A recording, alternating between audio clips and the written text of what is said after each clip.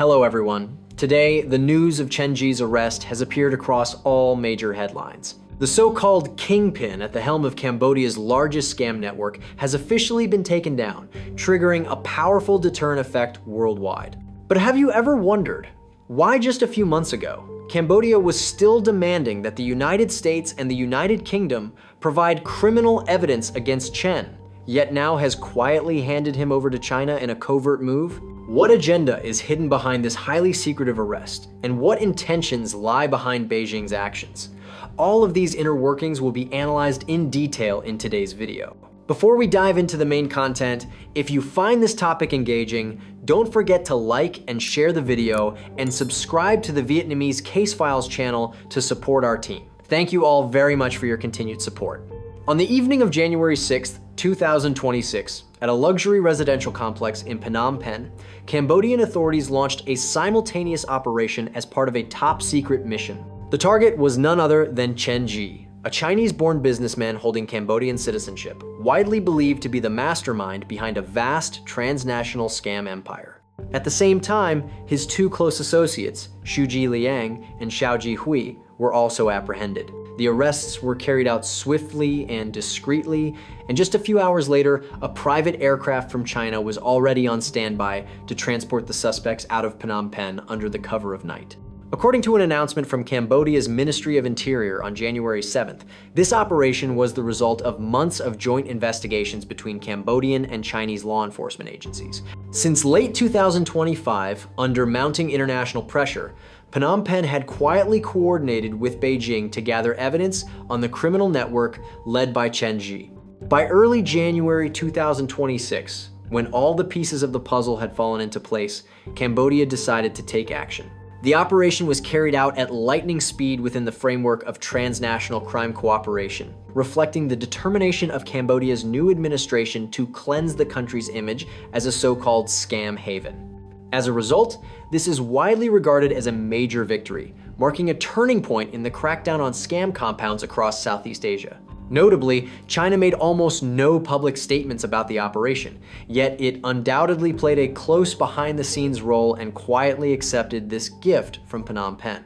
Immediately after taking custody of Chen Zhi and his accomplices, Chinese authorities maintained media silence, similar to their previous handling of overseas Chinese crime bosses. Nevertheless, Beijing's insistence on reclaiming a high-profile Chinese national like Chen underscores a hard-line stance. China intends to directly punish those who tarnish the nation's image and cause harm to its people. Notably, a month earlier, the Cambodian government had revoked Chen Zhi's Cambodian citizenship he had obtained through naturalization in 2019 to clear the legal path for extradition. Under the law, Cambodia rarely hands its own citizens over to another country. Stripping him of citizenship effectively turned Chen into a foreign national on Cambodian soil, making it possible to deport him to China without running into legal obstacles. This move was carried out quietly in December 2025 and was only made public after Chen had already left Cambodia. At the same time, the Cambodian passports of the two trusted associates who were taken in with him were also canceled. All of this shows that the Phnom Penh authorities were determined to close the case on Chen Zhi rather than keep him and face pressure from both the United States and China. In reality, the legal net had been closing in on Chen Zhi since late 2025. In October 2025, the U.S. Department of Justice unexpectedly announced an indictment in absentia against Chen Zhi, then 37 years old, listing multiple charges related to large-scale fraud and organized money laundering. Around the same time, the United States and the United Kingdom announced sweeping sanctions targeting Chen, the Prince Group, and several close associates. Chen's massive assets around the world were frozen or seized, turning him from a billionaire into a fugitive on the run. Chen Zhi disappeared from public view in the final months of the year and was believed to be hiding inside the very kingdom of compounds he had built in Cambodia. While US officials stated that Chen was in hiding and urged countries to cooperate in arresting him, Beijing remained silent in the face of Western allegations, and Phnom Penh at the time appeared skeptical, demanding that the United States and the United Kingdom provide convincing evidence before taking action. In late October 2025, Cambodian Ministry of Interior spokesperson Touch Sokok even declared that Cambodia does not accuse Chen Zhi or the Prince Group of doing anything wrong, while also defending the decision to grant Chen citizenship as lawful. But in less than 3 months, the situation shifted dramatically. By early 2026, as you have seen, Phnom Penh itself proactively stripped Chen of his citizenship and handed him over to China. This sudden change of tone reflects the reality that the evidence against Chen Zhi was growing and becoming impossible to deny, alongside intensifying external pressure from all directions. Moreover, Cambodia under the new Prime Minister Hun Manet also wanted to demonstrate goodwill in fighting crime and restore trust with neighboring countries. Handing Chen to China, a close ally, both avoided antagonizing Beijing and helped Phnom Penh sidestep a complex legal process and the risk of exposing troubling domestic realities. And if you've forgotten, let Vietnamese case files recap all the scandals involving Chen Zhi and his accomplices. Before being unmasked as a scam kingpin, Chen Zhi had presented himself as a highly successful billionaire businessman who was also deeply involved in charity work. Born in 1987 in Fujian Province, China, Chen Zhi went to Cambodia to build his career in the mid-2010s. Within just a few years, he rose to prominence as the founder and chairman of Prince Holding Group, one of Cambodia's largest private conglomerates, operating across multiple sectors from real estate and finance to consumer businesses. Under Chen's leadership, Prince Group expanded at breakneck speed, investing more than $2 billion in a series of real estate projects, including the Grand Prince International Plaza commercial complex located right in the heart of Phnom Penh. On the company's official website and in media publications, Chen Zhi was praised as a talented young entrepreneur and an active philanthropist through his Prince Foundation. He also donated funds to build schools, provided medical equipment to fight COVID-19, and took part in community activities to polish his public image. Thanks to these achievements, Chen was granted Cambodian citizenship and awarded the title of Okna, an honorific often associated with wealthy benefactors, in 2019. It must be said that Chen Zhi knew very well how to build connections with powerful figures. It was said that at the ASEAN summit in Phnom Penh in 2022, Cambodia's prime minister at the time, Hun Sen, presented world leaders with luxury Lotus Tourbillon wristwatches, each set with 25 gemstones and featuring the Prince Group crown logo engraved inside. See. President Joe Biden also received one such watch and later had to transfer it to the National Archives in accordance with gift regulations. This unusual diplomatic gift demonstrated Prince Group's influence and its close ties with Cambodia's top officials. Chen Zhi himself was photographed shaking hands with numerous leaders, sponsoring national programs, and receiving glowing praise from state media. In other words, Chen created the perfect cover of a model capitalist. Few suspected that behind it all was a criminal godfather. One lesser-known detail is that Chen Zhi did not only hold Cambodian citizenship, he also held British citizenship, something that came to light when Hong Kong announced it had frozen Chen's assets in November 2025, describing him as a British and Cambodian citizen. It remains unclear how Chen obtained a British passport, possibly through an investor immigration program or family roots, but it helps explain why he was able to own so many major assets in London. In October 2025, the UK government said it had frozen 19 properties linked to Chen and his associates in London, including a villa valued at 12 million euros in North London and an office tower worth up to 100 million euros in the heart of London's financial district. Based on investigative findings, a clearer picture of Chen Zhi's real life gradually emerged. With billions of USD amassed, Chen assembled a staggering collection of luxury assets. He purchased a high-end yacht, multiple private jets, and owned priceless artworks, including an original painting by Picasso. In Singapore, police listed 6 villas, 6 supercars, and a stockpile of rare imported liquor registered under Chen's name, with a total value of about 115 million USD. In Taiwan, Chen's network invested in the purchase of as many as 18 properties, 48 parking spaces, 26 luxury cars, and hid money across 60 bank accounts, all valued at the equivalent of 146 million USD. These jaw-dropping figures show that Chen Zhi was truly unimaginably wealthy, but the terrifying reality is that most of that fortune came from the sweat, tears, and blood of countless victims around the world. And what makes the Chen Zhi case especially severe is the element of violence and the human rights abuses hidden behind the glossy scams. According to the indictment, Chen Zhi tolerated brutal punishment of victims forced to work inside the scam compounds. Many people were deceived into Chen's illegal labor camps, made to live in hellish conditions, and were beaten with electric batons if they failed to meet scam quotas. A shocking case in South Korea in mid-2023 is evidence. A Korean student was lured to Cambodia with promises of easy work and high pay, only to lose his life after falling into an online scam ring. The incident sparked outrage in South Korea and forced the government to take strong action. In addition, Chen's network was accused of running extortion schemes using explicit videos, luring victims, including minors, into sending sensitive images, and then using those very images to blackmail them. They also organized illegal online gambling and other illicit activities such as unlawful cryptocurrency mining for profit. It can be said that Chen Zhi built an entire multi-sector criminal ecosystem, from fraud and money laundering to human trafficking and corruption. Another reason authorities went after Chen Zhi so aggressively was the political and financial protection network behind him. According to the U.S. Department of State, Chen bribed numerous foreign officials to keep the scam compounds running. These compounds were often located in sensitive areas, such as special economic zones or border regions, where law enforcement is lax and armed groups provide protection. A prime example is Huion Group, a key financial partner within Chen's network, accused of operating an underground banking system for money laundering and even providing tools used to punish people inside scam camps. Huion reportedly moved an enormous volume of cryptocurrency worth 91 billion USD through related wallets in just 5 years. Despite being placed on a US blacklist over suspected money laundering, Huion allegedly reinvented itself by rebranding, issuing its own stablecoin USDH, and acquiring other illicit platforms to evade sanctions. These details show how Chen Zhi's network had taken deep root across many corners of the economy and society, intertwined with the interests of powerful figures.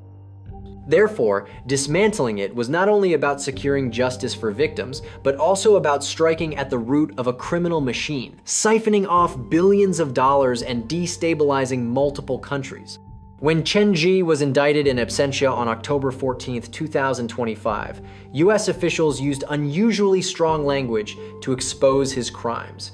US Attorney General Pamela Bondi emphasized, "This is one of the strongest blows ever delivered against human trafficking and global financial fraud." Assistant Attorney General John Eisenberg called Chen Zhi the mastermind behind a global online scam empire. The FBI even described the crackdown on Chen's network as one of the largest financial fraud operations in history because it spanned multiple continents and ensnared millions of victims. The US indictment stated plainly that Chen Zhi directed a cyber criminal empire under the Prince Group name, a criminal enterprise built on human suffering. This forceful wording underscores how exceptionally severe the case is. It is not only about stealing money, but also about human rights and international security. Immediately after the indictment was made public, nearly 130,000 Bitcoin, worth about 15 billion USD, linked to Chen was seized. Dozens of properties and luxury vehicles tied to Chen Zhi's network in the United States and allied countries were also confiscated. In parallel with the United States, the UK government also struck back. On October 14, 2025, the UK Foreign Secretary announced the freezing of Chen Zhi's assets and businesses within the United Kingdom, as well as blocking all financial transactions linked to Chen. These hardline actions by the United States and the United Kingdom triggered a wave of global coordination against Chen's network. Just 2 weeks later, Singapore police raided 11 related locations and seized more than 150 million SGD in assets linked to Chen Zhi. The country froze Chen's bank accounts, securities accounts, and cash holdings, issued a prohibition on the transfer of 6 properties, and seized a luxury yacht and 6 supercars owned by Chen Zhi. Almost simultaneously, Taiwan also moved in. After receiving information from the United States, the Taipei District Prosecutor's Office immediately formed a special task force to trace Prince Group's money flows in Taiwan. In the early hours of November 4th, 2025, 47 investigative teams conducted simultaneous raids on dozens of addresses tied to shell companies and private residences in Taipei, arresting 25 suspects and summoning 10 others linked to Prince Group. As a result, Taiwan seized massive assets, including 18 properties, dozens of supercars, and bank accounts valued at more than 4.5 billion new Taiwan dollars. On the same day, November 4th, Hong Kong also announced it had frozen approximately 352 million USD in assets linked to Chen Zhi's operation. This was part of a money laundering investigation led by Hong Kong's Security Bureau in coordination with international partners. In other words, within just a few weeks, the quadrangle of Singapore, Taiwan, Hong Kong, together with the United States and the United Kingdom, had nearly completely shut down the cash flow and physical infrastructure of the Prince Group empire worldwide. In Southeast Asia itself, where Chen's network operated heavily surrounding countries, also intensified crackdowns. Thailand, a key transit point for many workers and criminals involved, made a series of notably tough moves. On October 18th, 2025, Thailand's Technology Crime Suppression Division announced it was opening an investigation into a transnational scam network linked to Chen Zhi. Police Lieutenant General Surapal Prembuter, the unit's chief, said Thailand would coordinate with the United States to discuss the seizure of Chen's assets on Thai soil. At the same time, Thailand's Ministry of Justice also prepared procedures to indict Chen Zhi in absentia for conspiracy to commit phone fraud and money laundering in Thailand, linked to allegations that Prince Group set up scam operations using forced labor. Thailand also did not hesitate to clean house internally. On October 23rd, a Thai Deputy Finance Minister, Vorapak, resigned after being suspected of ties to scam networks in Southeast Asia. In particular, Thailand's Prime Minister Anutin Charnvirakul signed an order to revoke the Thai citizenship of a naturalized businessman of Cambodian origin named Fat Sufapa on October 24th after he was accused of involvement in online scamming and human trafficking. The Thai government said the move was intended to prevent potential harm to the public and signaled an unprecedented stance by Bangkok in taking a hard line against cybercrime. In parallel, Thailand also implemented measures to cut electricity and internet access to suspicious compounds along the border in order to cripple scam operations. On November 27th, 2025, for the first time in history, South Korea's Ministry of Foreign Affairs announced sanctions against criminal organizations in Southeast Asia, directly targeting 15 individuals and more than 100 related entities. Notably included were Chen Zhi's Prince Holding Group and Huion Group, two pillars of the scam empire that South Korea said were linked to cases involving South Korean citizens. Prince Group was accused of being behind scam operations at the Prince Complex and the Mango Complex in Cambodia, where hundreds of South Koreans were lured over with promises of easy work and high pay, only to be turned into tools for scamming. South Korea's sanctions included freezing all assets of the designated targets within South Korea, including cryptocurrency, blocking all related financial transactions, and banning these individuals from entering South Korea. Seoul also coordinated with Phnom Penh to repatriate dozens of South Korean citizens who had been detained inside scam facilities in Cambodia. As of October 2025, the country had successfully rescued 64 citizens. As for China, it initially kept a low profile regarding Western sanctions on Chen Zhi, perhaps partly for reasons of national pride. Although Chen held Cambodian citizenship, everyone knew he was of Chinese origin, and the fact that a Chinese national had become an international crime boss was obviously nothing Beijing could be proud of. However, China did not publicly condemn the United States or the United Kingdom, choosing instead to handle the matter through its own channels. Beijing signaled to Phnom Penh that it wanted Chen returned to China to face justice. When Cambodia agreed to cooperate and extradite Chen, China immediately sent a delegation to take custody of him quietly. This showed that Beijing was determined not to let the United States get there first in prosecuting a Chinese national, and it also effectively closed the door on any possibility of Chen Zhi being extradited to the United States. Remarkably, just 1 month before being condemned worldwide, Chen Zhi was still confidently claiming that Prince Group complies with global business standards and denying all scamming allegations. On November 11th, 2025, Prince Group even issued an official statement completely rejecting the accusations, calling them baseless and seemingly intended to justify the unlawful seizure of billions of USD in assets. Prince Group also insisted that it and Chairman Chen Zhi would be vindicated once the truth came out, and disclosed that it had hired the US law firm Boyce Schiller Flexner to defend the founders' rights. But faced with a flood of undeniable evidence, few people believed these defenses. Chen's downfall is a wake-up call about the phenomenon of mafia businessmen, people who use the facade of legitimate enterprise to run transnational crime. At present, Chen Zhi has been extradited to China and is now in the custody of Beijing authorities. This means he will face China's legal system, most likely on charges of telecommunications fraud, money laundering, human trafficking, and possibly participation in an organized criminal group. Although China has not released any official information, analysts believe a closed-door trial will be held due to the sensitive nature of the case and the number of parties involved. Moreover, China has precedent for conducting non-public trials in cases tied to national security or those with foreign policy implications, and Chen Zhi's case could fall into that category.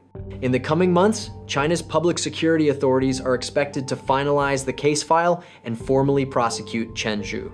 Given the exceptionally serious charges and the enormous sums involved, if convicted, Chen Zhi could receive a very severe sentence, possibly even the death penalty. At this point, it is worth recalling a chilling fact. China is known for its hardline approach toward major economic crimes. In late 2023, it executed 4 ringleaders of a scam network in Fujian province and 5 ringleaders in Myanmar. Therefore, Chen Zhi's prospects under Chinese law look extremely grim. However, China's move to get there first and bring Chen Zhi back for prosecution also raises questions about legal jurisdiction and international cooperation. The United States has indicted Chen and would certainly want to bring him before a US court to seek justice for American victims. However, the United States and China do not have an extradition treaty, and China has never handed over ethnic Chinese citizens to Washington. As a result, the United States will most likely prosecute Chen Zhi in absentia. The indictment in federal court in Brooklyn remains in force, including charges of conspiracy to commit online fraud and conspiracy to launder money, each carrying maximum penalties of decades in prison. The US case may be put on hold until Chen has served any sentence in China, though that possibility appears very slim. For now, US. Officials may be at least somewhat satisfied to see Chen behind bars, whether in a Chinese court or a US court. More importantly, Chen Zhi's 15 billion USD in Bitcoin has been seized into US custody and will be handled under US law. The US. Department of Justice has filed a civil forfeiture action to permanently confiscate the Bitcoin.